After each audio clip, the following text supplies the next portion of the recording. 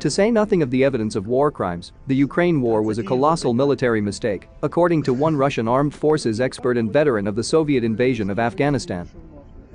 And he says it boggles the mind of many like him. It's not that the Russian soldiers were lacking good equipment, food or warm clothing, as many have said, according to Valery Shiryev. It's that there were far too few of them to do what their president wanted them to do, which Shiryev said was the impossible. The US and its coalition partners dispatched 500,000 soldiers to fight the first Gulf War in circumstances under which you could argue Saddam Hussein had less support on his side than the Ukrainian president has right now as his country fights an existential battle. Compare that to the fact Russia had less than a quarter of that number, a mere 120,000 lined up for the invasion of Ukraine, something Shiryev never actually thought would happen until it did. Shiryev, a veteran of the Soviet invasion of Afghanistan, said this war has been like none other this century, with men on both sides who are similar in culture and who fight the same way, or at least, come from the same experience. The Red Army may be long gone, but some legacy must carry on in the republics of the former USSR.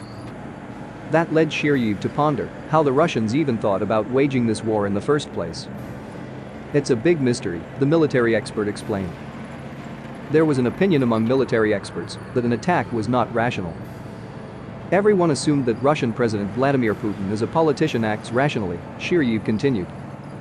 If a politician is dominated by emotions, he can make a mistake. And, Shiryev said the war in Ukraine was a colossal one. He described it as a shared miscalculation between the different agencies that were studying the situation, from Russia's security agency known as the FSB to foreign intelligence to military intelligence. He, like many others, wondered whether these generals and spies were too timid to tell Putin the truth and exactly how the decision to go in was made. He also pointed to the underestimation of Ukraine's resolve. I don't get it. We all know Ukrainians, they are our brothers. We know them as ourselves. They would never surrender, just as Russians would never surrender if they were attacked. He blamed what he called essentially a one-man power structure in Russia for the miscalculations. Even under the undemocratic system that was communism, there were some checks and balances. After Stalin died, Shiryev continues, there was collective leadership in the Communist Party, and when troops went into Afghanistan, there was a vote in the Politburo of the Communist Party, he said. Of course, there was no telling whether that vote took place at the end of the barrel of a gun. The Communist Party of China also has a voting procedure, but in Russia, there is one person and he made a mistake. This is the tragedy of Russia's political structure. On the subject of nuclear weapons, Shiryev was not alarmist, believing Russia's talk about getting to a higher state of readiness was to ensure NATO boots don't cross into Ukraine. He similarly was convinced the Russians won't use chemical or biological weapons.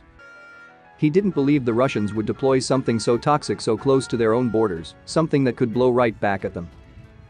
He saw an endgame by Russia's annual Victory Day, celebrated May 9, when the defeat of Nazi Germany in World War II is marked. And perhaps, Shiryev suggested, Putin will at that point just declare whatever they have taken by then is exactly what they wanted all along, and that will be the spin. But, he acknowledged that even the fight for the Donbas has not gone so well. Just listen to the Russians. Every day, Russian Ministry of Defense spokesman Igor Konashenkov talks about how Ukrainian missiles and Ukrainian shells are exploding in Donetsk. This means the troops are where they were, and nothing has changed. And a month has already passed. Every day, Konashenkov tells us Russia destroys some Ukrainian planes, some S-300 air defense equipment. But I'm sorry, these targets should have been destroyed in the first week.